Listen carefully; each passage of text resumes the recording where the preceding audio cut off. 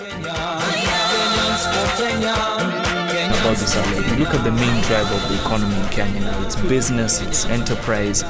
I think all we need is a small government, an easy environment to work in, an easy environment to start a business. The people who are dealing with diaspora clients don't seem to appreciate the difficulties we operate from here.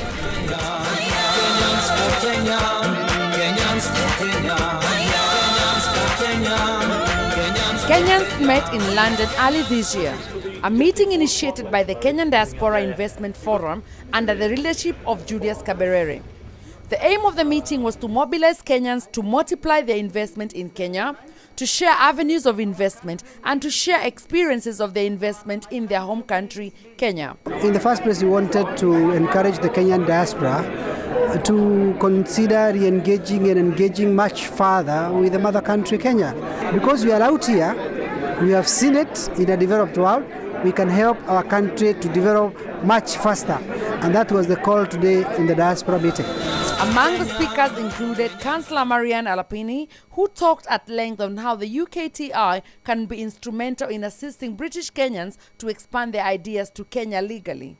And I'm committed to working with UKTI to identify sources of regeneration funding so that a customized and structured capacity building program is developed for Kenyans in the diaspora to promote and facilitate trade missions to Kenya so that Kenyan-owned businesses are able to invest in confidence back home.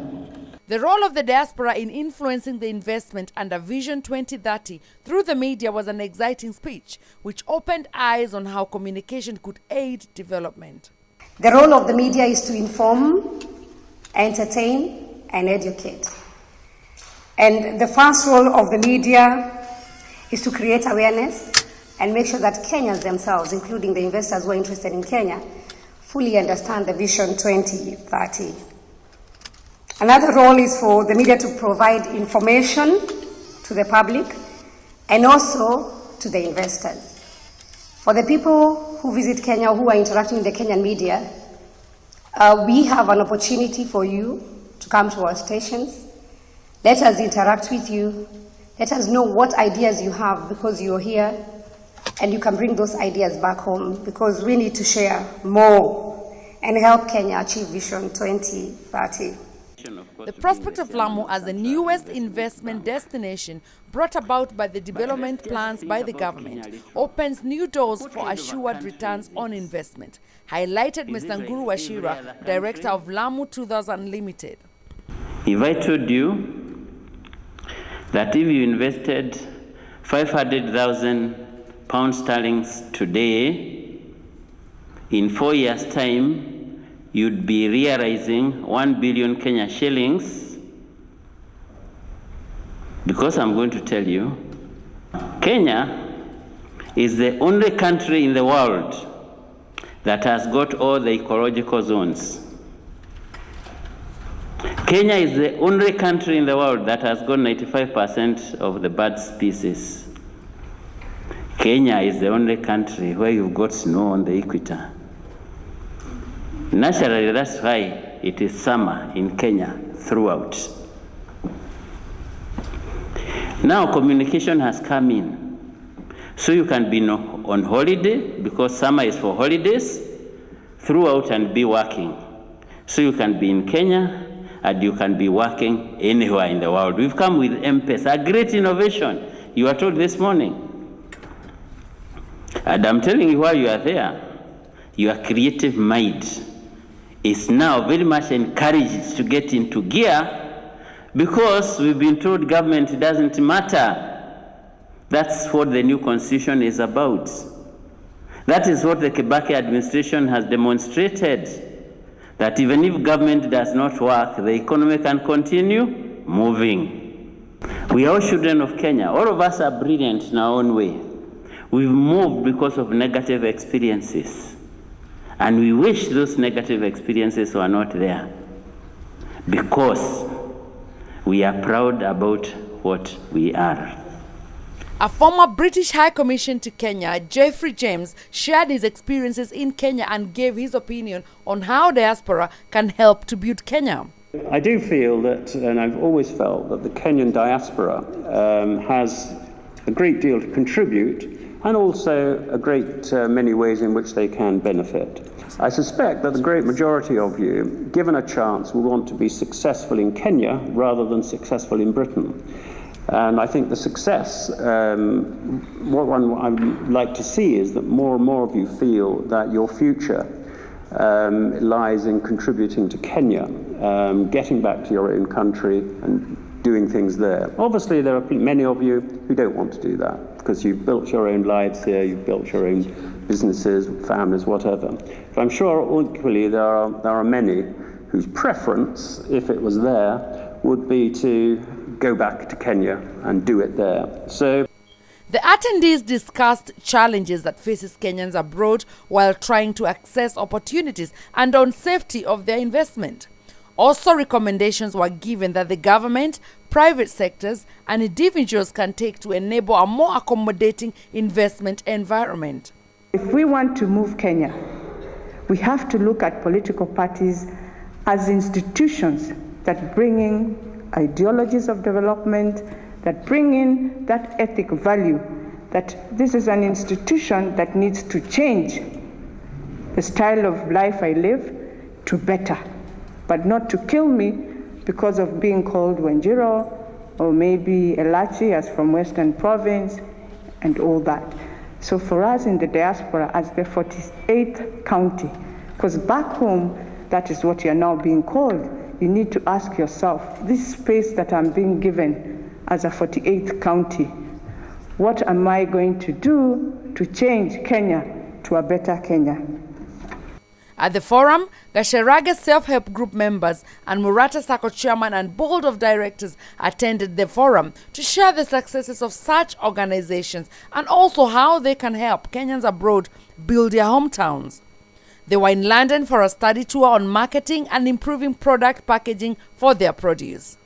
We chose to come here so that we can open the minds of the leaders. The people we have here are all leaders, and all leaders coming from various parts of Murang'a, so that they can take a picture back home that can help us to shape up the county of Murang'a. Julius Kaberere urged Kenyans to have faith in their home country. He insisted that the country needs us, and as for him, he has decided to go and serve his country, hence declaring the candidacy for Murang'a governors. Now, I think the words that I take home as Julius from this conference is that my country needs me. It needs to invest, it needs to take your skills, it needs to communicate with your people, it needs, of course, to engage, and of course, we have the opportunity because the diaspora, particularly in the UK, will be voting in the next general election. So Kenyans abroad, this was a great forum because we have discussed of what we can do to enable our investment serves us as for now and as for future. Kenyans for Kenya, Kenyans for Kenya, Kenyans for Kenya. Viewers, Kenyans for Kenya. And today it was a great day because we are used to coming here and seeing a lot of Kenyan companies telling us what they are selling. But today it was different because everybody was discussing about what problems they're having investing in Kenya. We also had people who are coming to tell us about new products that you viewers have not thought about. So watch out. And first, self-help groups in Kenya are doing very well. So why are they doing very well instead of the mainstream? So actually, we wanted to alleviate, if not reduce, to reduce, if not alleviate, poverty amongst our community. Our community is composed of old people and young people, all willing to develop their talents in farming, especially dairy farming. The forum today, Kenyans for Kenya. Yes. Why did you want to get engaged and come talk about e-banking? You see, one of the important things you need to recognize currently is that Kenya is the leading mobile money user, not only in Africa, but globally. Mobile money has been entrenched in Kenya and created what we now call branchless banking in the Kenyan context, which addresses both the upper class and the lower class. You know, the peasants in Kenya are now using mobile banking through three main channels: M-Pesa for Safaricom, Airtel Money for Airtel, and the Orange Money for the Orange network. And this alone is accountable for up to $35 million of transactions per day. You know, so just imagine that kind of money moving within the unbanked population of Kenya as a whole. You know, very well said. I mean, like, the concept is great. You've heard the Kenyans speaking here today about the frustration they face in terms of accessing their accounts, accessing their money, lack of internet banking. What would you tell the diaspora? Because you come here presenting e-banking. Can they trust that Kenya can actually move to that level? Yes, certainly. This is the first time, you know, and as they say, Rome was not built in one day. There always a need to start somewhere. This is the first time e-banking is being discussed in such a forum, and this is the first opportunity members of the diaspora of Kenya are actually learning that a lot of banks which are here also have internet banking facilities which are integrated with the existing branches inside Kenya. So what we are saying now is that we are knocking on the door, we are educating by introducing a new method of communication to the Kenyans in the diaspora to get them to understand the opportunities that are available for accessing this service, and it should not be limited to only M-Pesa or Airtel Money or Orange Money in the country. It could actually be done more secure and more reliably by opening up 4 more internet banking accounts with any one of the 40 banks that are operating in Kenya. At least more than half of them are represented here in London. So it's the beginning, and we hope that the Kenyans and the diaspora are going to start trusting this kind of mechanism. Thank you very much. You know, viewers, everyone is moaning about how our money is getting lost in Kenya. Maybe, and just maybe, with this e-banking could be the solution. We all need to manage our finances back in Kenya. Today was a lot more about brainstorming. How did you feel the session went? Kenyans brainstorming about the problems and investment opportunities. I think Kenyans express their experiences, separate experiences very well. And I think the outcome is going to be good, because if the recommendations are sent forward, then it is better for everyone. They have been the experiences were varied, and they have been really positive about what can be done. It's not just criticizing, but suggesting solutions to the problems they experience when they're investing in Kenya. Well, I've always been struck by the fact that there are so many people, Kenyans outside Kenya, with skills, with experience, with vitality, resilience, entrepreneurship, who perhaps could contribute back in Kenya and give much more back to Kenya than they perhaps can in the US or the UK. There are maybe hundreds of thousands of really good, solid Kenyans working overseas who've made a success of their lives. Why isn't it possible that they could go back to Kenya and make a new life for themselves there in a way, and contribute to the development of the country? I can understand in many ways why they don't want to do that, because they've made themselves successful overseas. They've left Kenya because of the difficulties they've had, maybe in their projects, their investment, whatever it might be.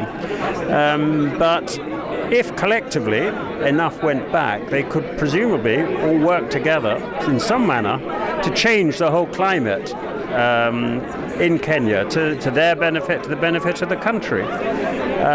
So, as I say, I think it's a loss to Kenya that there are so many of your best working outside the country. I mean, you mentioned something about looking at the Kenyan people and their strength, especially at low levels, and how they've been able to work. What has really surprised you, and why is it really easy for those Kenyans, like let's say the small-scale farmers, to move with all those difficulties? I mean, what did you learn about the strength of the Kenyan people? Well, I think the ordinary Kenyan is very hardworking, very resilient, very resourceful, very keen on family. Especially the women, I think they play a great role. But in many ways they're held back by things they can't provide themselves, like infrastructure. Do they have the right roads to get their goods to market? Are the schools good enough to educate the children for the next level of knowledge that's required? Are there sufficiently strong markets for them to use their goods? There are so many different things that make it a struggle for the poorer Kenyans. The business of the government ought to be to do everything it can to take away the obstacles for the poorer people to get on with their lives and make a success of themselves. You talked a lot about the development in Lamu, right? Correct, so, I mean, what is there for the diaspora? Investment opportunities that can't fail, because there are so many parties who are interested in the development of Lamu, and like I said, China is a principal beneficiary. Sudan and Ethiopia are demanding that Lamu provides the gateway to their economies. There is, of course, DRC Congo. There is Central African Republic, as far as Cameroon. Yes, so by creating a high-speed rail line that goes right to Cameroon, it connects China with the very rich hinterland of Africa much more effectively. Well, I mean, the discussions were very healthy. People were very much engaged. What did you, as the organizer, pick up? What are you carrying from those discussions? I am carrying the words from Mr. Wachira, one of the speakers said that Kenya is ripe with investment opportunities. And of course, my country needs me. So I'm prepared to go back and to put some money, my money into my country, and as well, of course, engage and challenge my other diaspora friends to engage. For example, I come from Murang'a, and recently I announced that I will be running to be the governor of Murang'a County, because I have been here in the UK for the last 8 years. I've seen things that can be done in a different way, and I know and I've seen some things that we can do in a different way. I've traveled to over 54 countries all over the world, and I think the things that I've seen and the things that the Kenyan diaspora who are here today have seen can help not only to change but transform our dear country, Kenya. Right, and also there's a lot of people who entrusted you with their grievances today. I mean, what kind of way do you think we can take to address those grievances? People gave solutions. Do you think there were any viable solutions with the suggestion made today? I think any solution, any suggestion is welcome. As you know, we have the new Kenyan Constitution, and there are a number of acts of parliament that are being developed.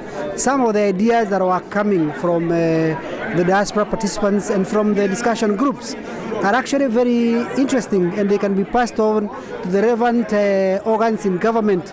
They can be passed on to the Constitutional Implementation Oversight Committee. They can be passed on to the Law Reform Commission, which is responsible for drafting new laws in the country, and of course the committees of parliament, so that they can also be included in the legislative process in making the new constitution work. So in essence, we are saying the diaspora have a role to play. We know this year the diaspora for the first time will be casting their votes, and in that way they will be helping to determine the destiny of their country. Thank you. And thank you very much. As viewers, you've heard, you in the diaspora read the Constitution, understand the Kenyan law, and then take actions, because we are so much used to grieving and mourning, while those could be the opportunities right there for you to change and transform the Kenya to the best. Janet Wainaina, UKENTV, London. Kenyans for Kenya, Kenyans for Kenya.